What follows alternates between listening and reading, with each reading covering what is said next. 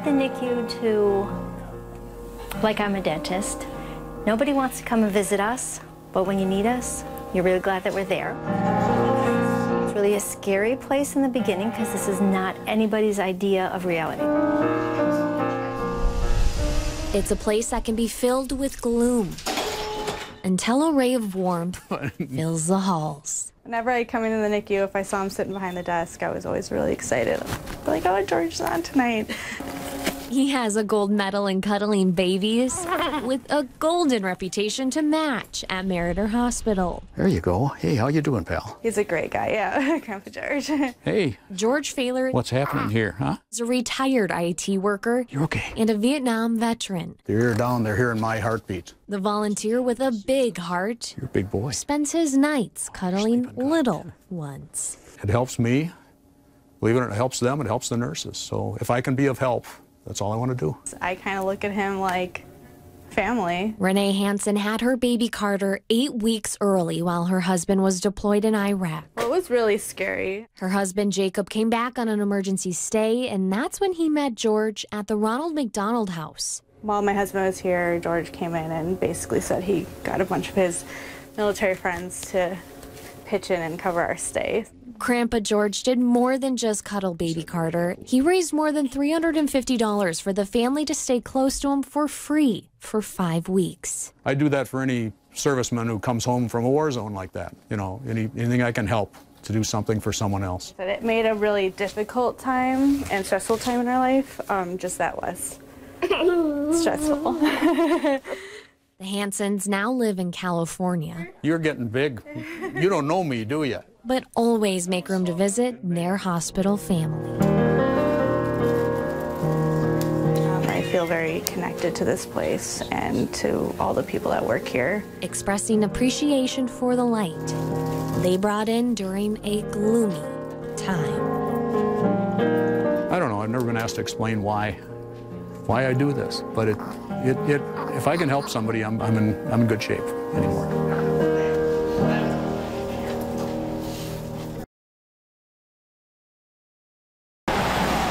I have such stories to tell. As we write our final chapters in life, They love to reminisce. it's the remarkable moments that stay with us. They're all coming back now. Betty Jones has been relishing in her old memories, then one of them appeared before her eyes. They drove it up the sidewalk around the back of the building. And I thought, what is that man doing out there? Then I saw the merry-go-round, and I knew what it was.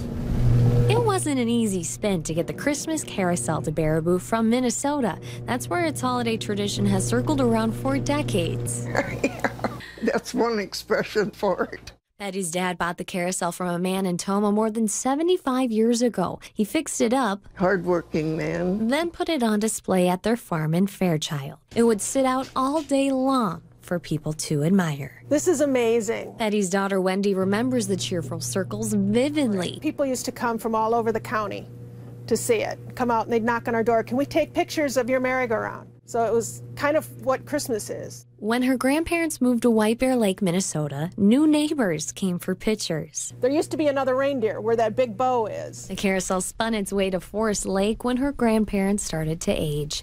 Then her cousins in Minnesota inherited the family relic. It's kind of followed all our relatives around, and I was so glad to see it come back from Mom. The trek with the fragile present was tedious, but out of tiresome acts of love come remarkable moments. So the reindeer don't have lights on, but Rudolph is all lit up. She's remembering so little these days, and she's been so long gone from her father, so it's remembering her dad. Lots of fond memories. It's harder and harder for her to grasp those kinds of memories. So this has been bittersweet in a way. Reliving her story was better than any present off a shelf. You think thousands of words in your head, but none of them come out because they're all in your heart. Rockin' and rollin' came naturally for Rob Somerville. My goal is to spread joy and whimsy wherever I go, but I never actually get anywhere. Anything with wheels I love. It was a Circus Soleil show that stole the carpenter's heart and a junkyard that saved his wallet. It's the beautiful thing. It's a found object. It's an old cable reel. So it's sort of a trash to treasure story. I earned my living for 18 years on something that I found in the garbage. One wheel, 13 states, and so Listen to my parade. many I want to go. parades, it will make your head spin. People come to the parade and say, I saw you as a kid and now I'm bringing my kids to the parade. So it crosses generations. Made a lot of people smile, a lot of people happy, and hopefully made a lot of people think outside the box a little bit, maybe get inspired to try something new. Averaging 70 to 90 events a year at his peak, including visits to the White House and Florida. I think it was amazing. As the clock keeps spinning, Rob's spinning ability is slowing. Sadly, my career with the wheel is coming to a close because I'm getting less agile, I guess, and my knees don't love it anymore.